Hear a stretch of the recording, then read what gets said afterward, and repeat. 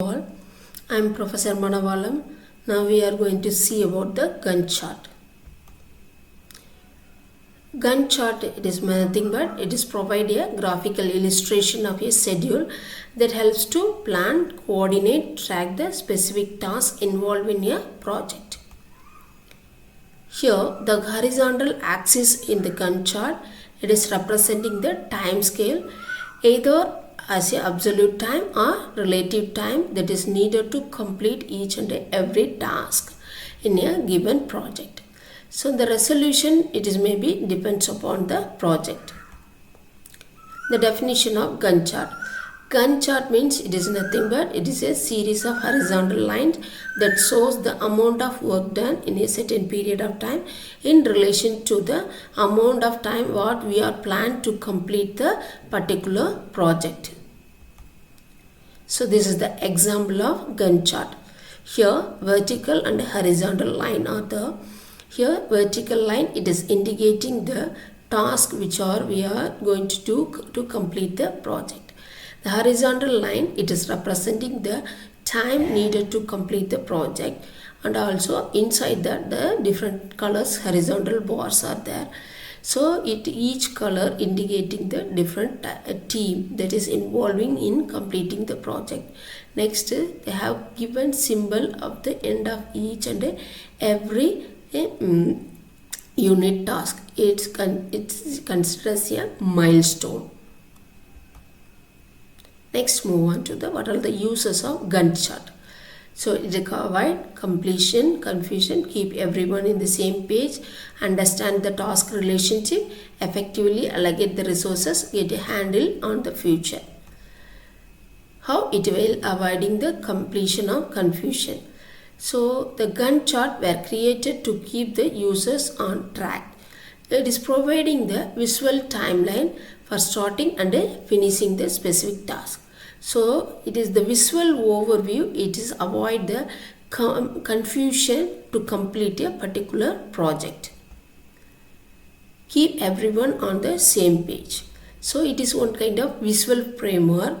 So by seeing this visual framework, we can know very well the what work to be done, what work we have to do in future, and by knowing this, we can reduce the misunderstanding, especially when it comes as a completion of complex task. Next, we can understand the task relationship by using this chart. So this chart, it is making clear how the various tasks are interrelated and also how each task are dependent with each other, and also the sequence of and order of each task is very essential to meet the specific objectives of any industry, and also it is make it very easy to visualize the related task.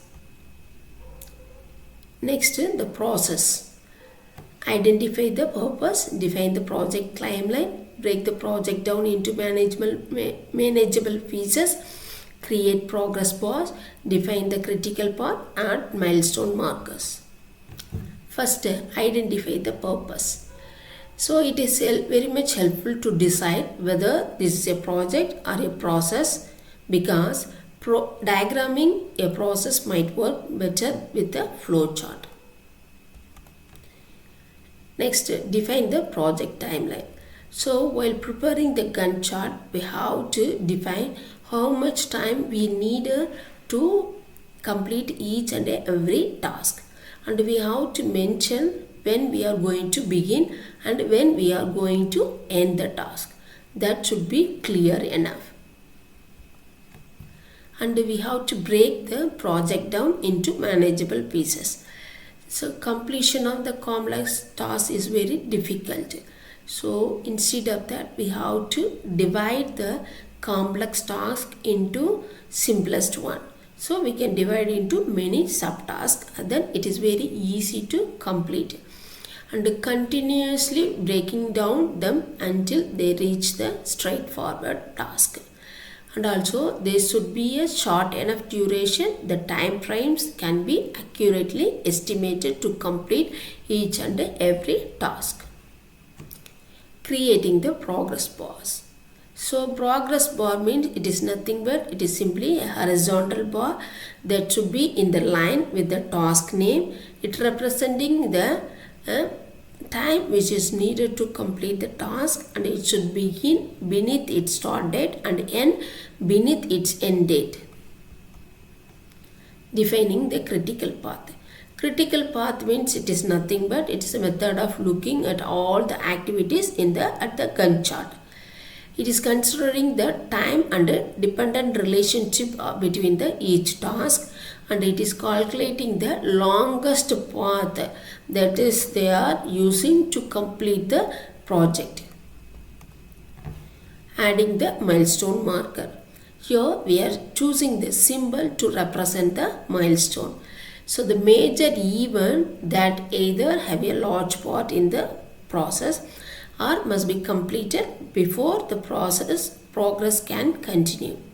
So we have to place the milestone marker on the chart beneath the date or time when they occur. The major advantages of using Gantt chart. It is very much helpful in planning and monitoring the work of a project. And also we are explicitly expressed in this chart. And all the tasks we can see at a glance, and also we can see the relationship between the tasks. Deadlines are also depicted in the chart. Gantt chart, because of its success, most widely it is used as a scheduling tool. Disadvantages. So it is very much necessary to update the chart in order to keep it in a current form, and it is not able to directly reveal the cost of the alternative loadings. And also the chart do not consider the varying processing times among the work centers. Other limitations are inability to include the certain constraints like time, scope and cost of the project. At a conclusion, both PERT and Gantt charts enable the project manager to track the task and the project status. PERT charts mainly it is displaying the task in a network diagram highlighting the dependency, but Gantt charts it shows task and the timelines in a bar graph. Both have a place in project management and also work breakdown structure. Thank you all.